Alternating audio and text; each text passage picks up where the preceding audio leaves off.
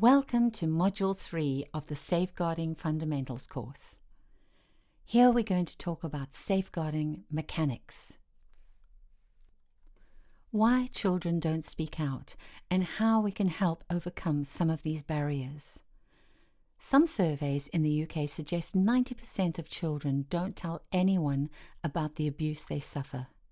Here are some of the most regularly reported reasons why children may not speak out. The abuser tells them to keep what is happening a secret. The abuser makes the child feel what is happening is special, their very own secret. This is common with younger children. You can help reduce this by making sure children know they should never keep a secret about what is happening to them, and secrets like this are very different to organizing a surprise birthday party, which is fun. Tell them the no secrets rule. You can find this in Song 6 of the My Body is My Body program. The abuser threatens the child, their family, and some can even threaten to harm family pets. This can happen with most types of abuse, but is common in cases of grooming and exploitation, both for sexual and criminal purposes. Some potential athletes may be afraid to speak out about abuse issues because they fear it could end their careers or cause financial problems for their families. This can be difficult to combat, but ensuring children know some adults know what to do and can help should allow them to feel able to tell someone. Children don't know who to tell or how to describe what has happened. As with many adults, children may find it difficult to talk about subjects like sex and abuse. They may not know how to describe what has happened or who to tell about it. It can be helpful for children to know that there are trusted adults they can talk to if they have a problem.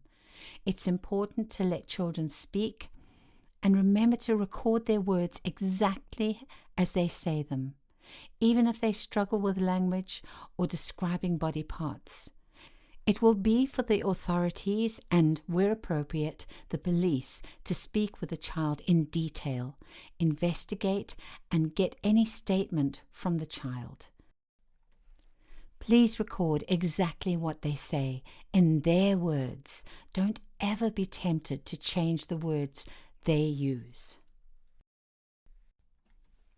Guilt and blame. Children can often blame themselves for what is happening to them. Therefore, reassuring a child that what has happened is not their fault and that you are not going to be angry with them is important. They won't be believed. Children may not speak out about abuse for various reasons, such as fear of not being believed or fear of the abuser, who may be a trusted figure like a family member, sports coach, or teacher. It's important to reassure children that you believe them and that they can speak to you about anything. This can help build trust and encourage them to open up about their experiences. The child may love their abuser. When a child has been abused by someone they love, it can be difficult for them to report the abuse. It's essential to listen to the child without judging or showing negative emotions towards the abuser. We will explain in more detail how to deal with a disclosure later on in this course. Worry over making the situation worse for themselves.